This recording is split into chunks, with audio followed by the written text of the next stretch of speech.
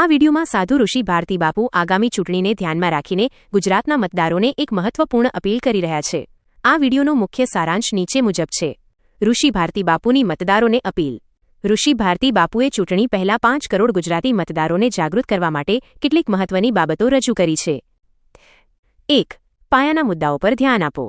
બાપુએ જણાવ્યું હતું કે મતદારોએ એવા ઉમેદવારોને મત આપવો જોઈએ જે નીચેના મુદ્દાઓને પ્રાધાન્ય આપતા હોય: સ્વાસ્થ્ય, શિક્ષણ અને રોજગાર, રોટી, કપડાં અને મકાન, ગટર, પાણી અને વીજળી જેવી પાયાની સુવિધાઓ, ગરીબી, મોંઘવારી અને ભ્રષ્ટાચાર દૂર કરવાના પ્રયત્નો। 2. કયા ઉમેદવારોથી સાવધાન રહેવું? તેમણે મતદારોને ચેતવણી આપી છે કે એવા ઉમેદવારોને મત ન આપવો જોઈએ જે માત્ર આસ્થા કે ધર્મના નામે રાજકારણ ખેલતા હોય, જ્યાં જરૂર ન હોય ત્યાં ભારત પાકિસ્તાન, હિન્દુ મુસ્લિમ કે આતંકવાદના મુદ્દાઓ લાવીને મૂળભૂત સમસ્યાઓથી લોકોનું ધ્યાન ભટકાવતા હોય, ભ્રષ્ટ કે ગુનાહિત ઇતિહાસ ધરાવતા હોય, ચૂંટણી જીતવા માટે દારૂ કે ખાણીપીણીની લાલચ આપીને મત ખરીદવાનો પ્રયાસ કરતા હોય। 3. યોગ્ય ઉમેદવારની પસંદગી। તેમણે ભારપૂર્વક જણાવ્યું હતું કે એવા ઉમેદવારને ચૂંટવો જોઈએ જે પ્રામાણિક અને લાયક હોય અને જીત્યા પછી પણ અત્યારની જેમ જ લોકોની સમસ્યાઓ સાંભળવા માટે તત્પર રહે। બાપુએ અંતમાં એક ઉદાહરણ દ્વારા સમજાવ્યું હતું કે 5 વર્ષ સુધી પસ્તાવું ન પડે તે માટે અત્યારથી જ સમજી વિચારીને મતદાન કરવું અનિવાર્ય છે। જય ભારત મિત્રો, આજે વાત કરવી છે ચૂંટણી વિશે। વિશ્વના 100 કરતા પણ વધારે દેશોમાં બેલેટ પેપર દ્વારા ચૂંટણી થાય છે। ભારત સહિત 20 દેશો કરતા પણ વધારે દેશોમાં ઈવીએમ ઇલેક્શન થાય છે।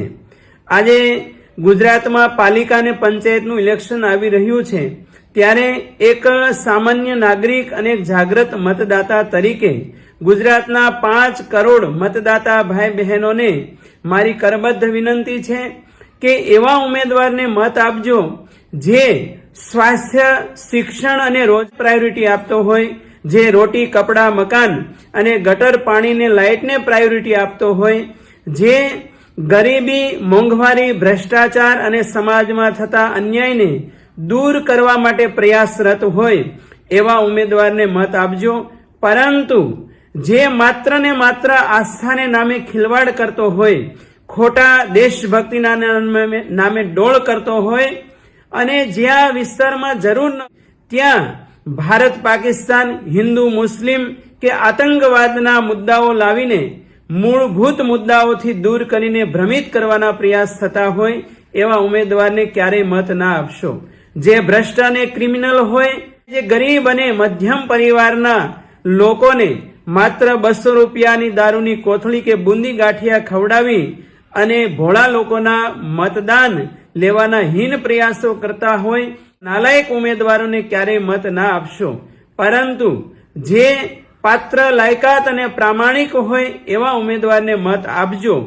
જે ઉમેદવાર વિજેતા બન્યા પછી જેમ અત્યારે તમારા મત માટે ઘરે ઘરે વિનમ્ર બનીને આવે છે, ત્યારે પણ તમારા એક ફોનથી કે એક ધક્કો ખાવાથી તમારા વિસ્તારની સમસ્યા દૂર કરવા માટેની લાયકાત ધરાવે એવા ઉમેદવારને મત આપજો।